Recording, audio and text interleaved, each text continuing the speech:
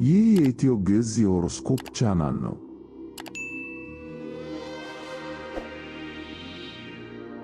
የሊብራ የሚያዝያ 2018 የሆሮስኮፕ ትንታኔ። በ84 ዓመት አንዴ የሚከሰተው የታላቁ ዩራነስ ሽግግርና የሚጠብቃችሁ አብዮታዊ ለውጥ።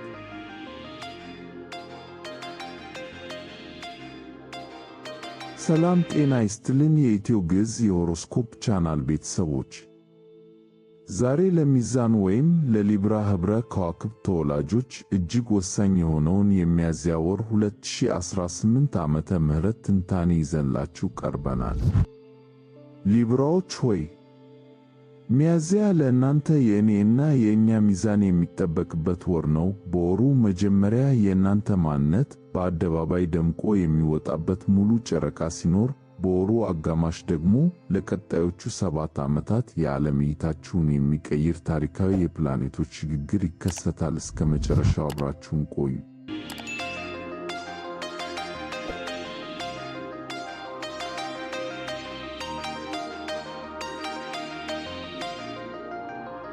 የሊብራ የሚያዝያ 2018 ጠቅላላ ትንበያ። ሚያዝያ ሲጀምር ፀሐይ በእናንተ ተቃራኒ ምልክት ኤሪስ እና በሰባተኛው የጥምረት ቤታችሁ ላይ እስከ ሚያዝያ 11 ድረስ ትቆያለች። ኤሪስ የእናንተ ተቃራኒ ስለሆነ በዚህ ወቅት የግል ጉልበታችሁ ትንሽ የቀነሰ ሊመስላችሁ ይችላል። ስለዚህ ይህ ወቅት ብቻዬን እወጣዋለሁ ከሚል እልህ ወጥታችሁ የሌሎችን ድጋፍ የምትቀበሉበት ጊዜ ነው።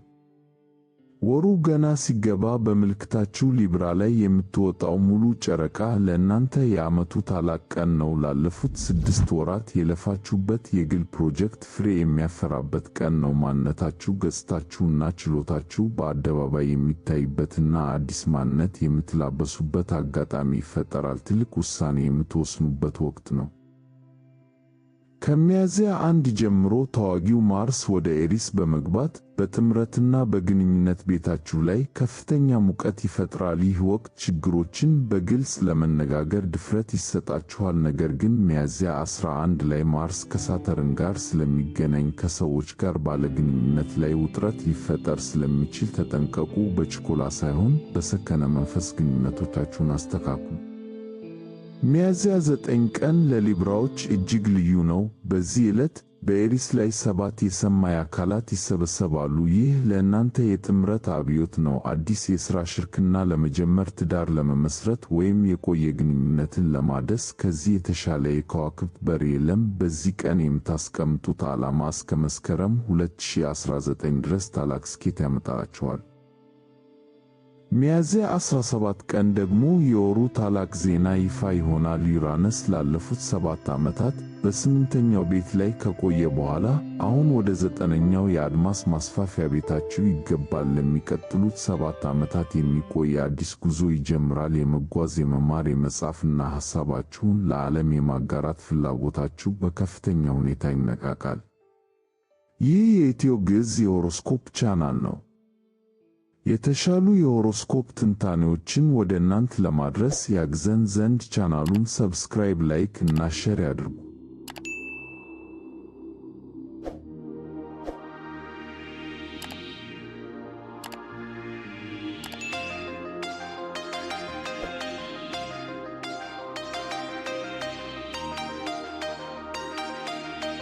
የሊብራ የሚያዝያ 2018 የፍቅር ትንበያ።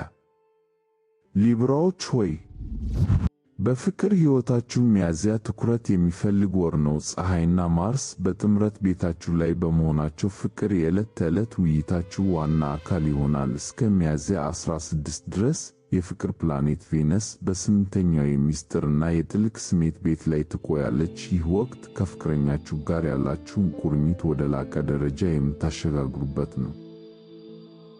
ነገር ግን ሚያዝያ 3 ላይ ቬነስ ከፕሉቶ ጋር በምትፈጥረው ግጭት ምክንያት በግንኙነታችሁ ላይ ቅናት ወይም መጠራጠር ሊፈጠር ይችላል። ይህንን ጊዜ በዲፕሎማሲያዊ መንገድ ሳይሆን በእውነተኛ ግልጽነት ለማለፍ ይሞክሩ። በሚያዝያ አጋማሽ ቬነስና ዩራነስ ሲገናኙ በፍቅር ሕይወታችሁ ላይ ድንገተኛና ያልተጠበቀ ለውጥ ሊመጣ ይችላል። ምስጢር የነበሩ ስሜቶች ሊጋለጡ ይችላሉ ወይም ደግሞ ካልተጠበቀ ጥልቅ ስሜት ሊፈጠር ይችላል።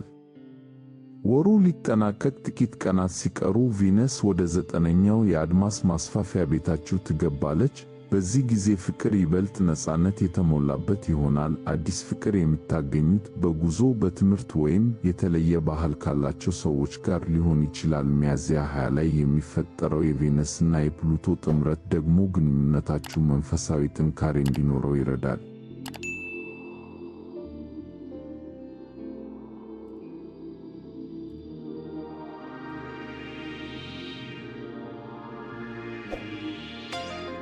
የሊብራ የሚያዝያ 2018 የገንዘብ እና የሙያ ትንታኔ።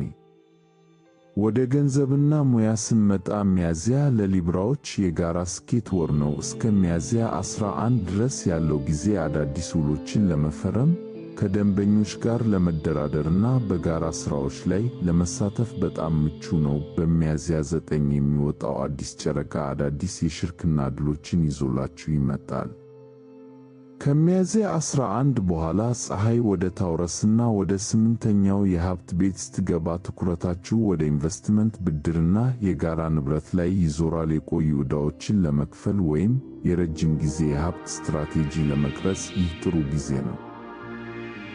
ዩራነስ ወደ 9ኛው ቤት ሲገባ በሙያችሁ ዓለም አቀፋዊ ዕውቅና የምታገኙበት አጋጣሚ ይፈጠራል። መጽሐፍ መጻፍ፣ በሚዲያ ሥራዎች መሳተፍ ወይም የራስን የንግድ ሥራ መጀመር በዚህ ወቅት ትርፋማ ያደርጋችኋል። ያስታውሱ፣ ሚያዝያ 17 አካባቢ በሥራ ቦታችሁ ላይ የሐሳብ መቀያየር ሊኖር ስለሚችል ማንኛውንም ስምምነት ከመፈረማችሁ በፊት ደግማችሁ ማንበብዎን አትርሱ። የእናንተ የፈጠራ ትልቅ ዋጋ ያወጣል።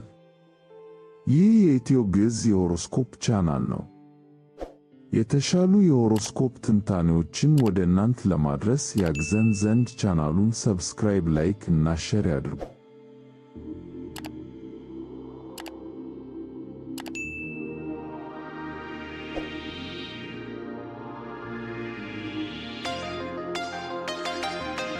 በመጨረሻም ውድ ሊብራዎች፣ በአጠቃላይ ሊብራዎች ሆይ ሚያዝያ 2018 የእናንተን ማንነት የምታሳዩበትና ከሰዎች ጋር ያላችሁን ግንኙነት በአዲስ መልክ የምትቀርጹበት ወር ነው። በራስ መተማመናችሁ ይጨምራል፣ ጥምረታችሁ ይጠነክራል፣ አድማሳችሁም ይሰፋል። ለውጡን በደስታ ተቀበሉት። በተለይ ከሚያዝያ 17 በኋላ የሚጀምረው አዲስ የ7 ዓመት ዑደት ወደ ታላቅ ከፍታ ይወስዳችኋል።